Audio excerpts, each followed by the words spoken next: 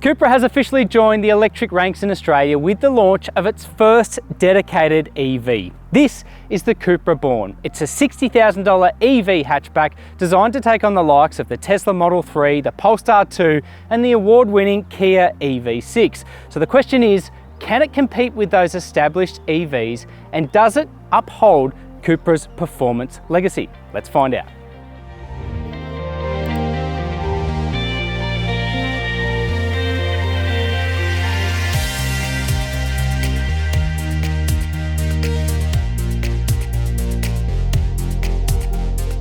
The Born is the first EV from the Volkswagen Group to launch in Australia, which in itself is a pretty big deal. It's also the first of several EVs coming from the Spanish performance brand, all less than a year after it launched on the Australian market. The Born shares key underpinnings with the Volkswagen ID3 and is available in a solitary 77 kilowatt-hour variant priced at $59,990 plus on-road costs. Buyers have the option of a $2,600 performance package offering adaptive suspension, larger wheels and tyres. In future, Cupra says it will look at more affordable battery options offering less range. The Cupra Born doesn't really stray too far from petrol-powered siblings when it comes to warranty or servicing intervals, which seems like a bit of a missed opportunity. Additionally, it also misses out entirely on 3-year inclusive servicing offered on some Cupra stablemates. Now, Cupra Australia rightly boasts that this is the only EV on the market with a price starting with a number 5 and also a range beginning with a number 5 as well. So that is the real talking point with the Cupra Born, a range of more than 500 kilometres, a little bit less if you opt for the performance pack, which our car is wearing at the moment. That's just as a result of the sportier Michelin rubber. But the other big talking point is the fact that we are seeing the emergence of more rear-wheel drive cars. That's right, this has a rear-mounted electric motor that's powered by a 77 kilowatt-hour battery. The Born can charge from 0 to 80% in as little as 30 minutes claimed using a fast charger connection, while a household power point will take 32 hours to fully replenish the battery. So the Cupra Born, not surprisingly, mirrors a lot of other existing combustion engine Cupra models in terms of its interior layout, and that is mostly good news. It's a very minimalist cabin environment. It places a huge emphasis on design, and there's a lot of pretty tactile surfaces that are nice to touch, nice to look at, nice to feel. Lots of, not surprisingly, copper accenting as well, which really buys into the whole Cupra design theme. I will say, in terms of the minimalism, this probably goes a step further again compared to most Cupra models. An example is the window switchgear. Most new cars now, if they've got electric windows, which nearly all of them do, has a set of switchgear for the front windows and a set of switchgear for the rear windows. Cupra have deleted that in sort of a cost-saving bid and now have a switch at the front there to convert between the two. It sounds like a little gripe, but I think it would be quite annoying in day-to-day life. Otherwise though, it's a very minimalist layout inside the cabin. No physical buttons and switchgear. I've kind of made that clear in the past. I'd prefer to have buttons and switchgear any day over sole reliance on a touchscreen. But in terms of the storage and everything else, it's quite well thought out. You still have a transmission tunnel, but there are little cubbies, little hidey holes everywhere you look. So I think quite a convenient little hatchback. The Born orientates itself closely towards the driver with the positioning of its centre touchscreen, while also offering ample storage and quality materials at the contact points. There is a pretty big caveat with the interior. If you want powered front seats or seat heating, you need to stump up an additional $2,900 for an optional interior package. So, a closer look at the infotainment system. As I said before, it is a 12-inch centre touchscreen display that is totally devoid of physical buttons and switchgear. So this centre fascia here, which would normally be covered in different buttons and things, that is now just a very clean looking couple of vents. And then the screen itself, you've got some sliders here for things like the volume, if you want to play with that, but also some temperature controls as well. Otherwise, it is sole reliance on the touchscreen to navigate the car's different features. My argument there would be that it's probably more distracting than anything else because it's more time spent away from taking your eyes off the road to delve through these different touchscreens and menus and things like that. The system itself is quite quick to react to commands, but I still prefer a physical button any day. In terms of the instrument cluster, it's much cleaner. As I said before, it kind of reminds me of a motorcycle binnacle, just with the simplicity of the layout, the ease in which you can take your eyes off the road just to scan important information, and it's just not overly complex. It's a very easy and effective system to use. The standard infotainment suite here is strong, with a head-up display function the only noticeable missing item. Additionally, Apple CarPlay and Android Auto only operate via a wired connection. It's a similar story with safety, with every feature except traffic sign recognition covered as standard. I have to say, for a small hatchback, the rear seat of the Cupra Born is quite impressive. You've got a pretty wide door aperture to get in and out of, and the rear seat space is pretty roomy, I think, especially considering this thing's size and length. Being an EV, you've got a nice flat floor to contend with, plenty of knee room, decent toe room, and enough headroom for a couple of adults as well. That said, the space isn't perfect. There's lots of noticeable hard, scratchy plastics, which doesn't really align with the $60,000 purchase price. No rear air vents, and if you opt for the performance package, your 5-seater suddenly becomes a 4-seater. Now, just like the rear seat, there is a surprising amount of boot space on offer with the Cupra Born. You can see here, I've got a full-size suitcase, 2 carry-on suitcases, and a bit of other stuff going on, and it has swallowed the whole lot. You've also got luggage hooks, a 12-volt outlet, and a nice flat floor as well. About the only gripe is the absence of any kind of spare wheel.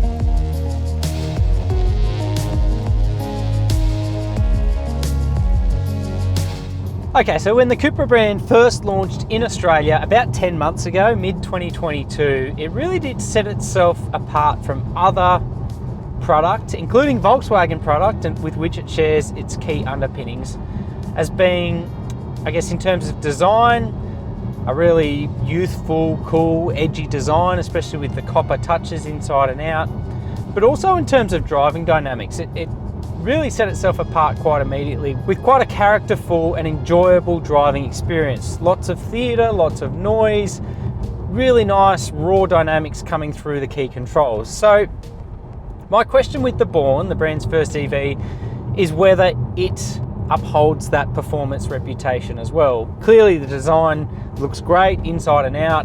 It's very practical. It's a well thought out, typical Volkswagen style vehicle. But driving dynamics, that's the real unknown. I have to say, from the outset, the answer to that question is a bit of yes, a little bit of no. Yes to the fact that this feels balanced, the drivetrain is quite effective, it's enjoyable to drive, it's comfortable as well, and it gets, in terms of feedback and things like that, it gets most of the basics right, but doesn't quite get all the basics right. The big standout for me, and it's quite a little bit puzzling really for a Cupra model, for a Volkswagen model, is the brake pedal. Yes, you have to facilitate and cater for regen brakes on an electric car, but this feels like the brake pedal action out of a 2000 and something Toyota Prius. It's really long, it's really inconsistent with the pedal action, and just driving some of the back roads we're on at the moment, just outside of Canberra, lots of big stopping moments, and with something that's sort of positioned as that premium performance-oriented model, I'm not quite getting the brake pedal action that I want. So I'm just coming into a long sweeping right-hander now. I'll dive in a little bit late with the brakes. And I've almost got to touch the floor with the brake pedal before it gives any kind of meaningful reaction or bite, which is a little bit at odds with the rest of this car because it is relatively well polished. A couple of other little missing features that I kind of expected. The regen brake paddles are always really handy in an electric car. It means you can control the amount of regen braking on the go. You still can do this with this car, with the different drive modes. Also this rotating shifter on the side of the instrument binnacle here, but it's just not as convenient as having dedicated traditional shifters. The other real question mark with this car, so if I drive a VZX version of the Cupra Leon or the Cupra Formentor SUV and I press this little Cupra button on the steering wheel, you know suddenly that you're in the most aggressive setting. When I press it in the Born, comes up drive profile Cupra, it adds maybe a little bit more bite to the accelerator. It definitely adds more regen braking, but there's not that signature growl, that signature bark or aggression that you're kind of getting from other Cupra models, which to me I think is a bit of a missed opportunity. Like, yes, not everyone likes synthesized sound coming through the cabin, but if you look at EV models like the Porsche Taycan, I feel like they've actually done that to pretty good effect. You don't get that with the Cupra Born, which is, you know, as a performance brand, it's a little bit at odds with the positioning of the car. Cupra has made plenty of noise around the Born's performance credentials, but in honesty, we were expecting a little bit more for the price point and the performance positioning. Acceleration is brisk, but hardly neck-breaking, and the curb weight is a constant dynamic consideration. Otherwise though, basics, I feel like the steering in this car is pretty well sorted. The body control and the suspension are a really nice balance between outright performance and comfort. Even on these rugged back roads around Canberra, you can hear now I'm on the coarse chip bitumen, I'm getting a nice amount of feedback through the steering wheel. I can feel what the road's doing underneath me. Sharp edges are kind of reflected through the chassis accordingly. And even big wallowy bumps, it's keeping all this mass in check, which is a considerable feat considering this is a 1.9 tonne hatchback.